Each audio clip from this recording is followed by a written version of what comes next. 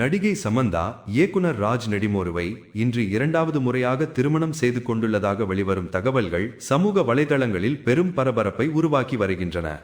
தெலுங்கு நடிகர் நாக சைத்தன்யாவை காதலித்து திருமணம் செய்த சமந்தா சில வருடங்களில் ஏற்பட்ட கருத்து வேறுபாட்டால் 2017இல் விவாகரத்து பெற்றார். அதற்கு பிறகு ராஜ் நடிமோரு இயக்கிய ஃபேமிலி மேன் வெப் சீரிஸில் சமந்தா நடித்தது இருவருக்கும் நட்பை உருவாக்கியதென கூறப்படுகிறது. இதே நட்பு பின்னர் காதலாக வளர்ந்ததாகவும் இருவரும் ஒன்றாக வெளியிடங்களுக்கு செல்கின்ற புகைப்படங்கள் அடிக்கடி வைரலாகி வந்தன. இந்நிலையில் இந்த ஜோடி இன்று கோவையின் ஈஷா மையத்தில் மிக எளிமையான முறையில் திருமணம் செய்து கொண்டதாக கூறப்படும் தகவல்கள் இணையத்தில் மாபெரும் கவனத்தை ஈர்க்கின்றன. திருமண புகைப்படங்கள் பரவிக்கொண்டிருக்கையில் ராஜ் நடிமோருவின் முதல் மனைவியின் இன்ஸ்டா ஸ்டோரி தற்போது வைரலாகி வருகிறது.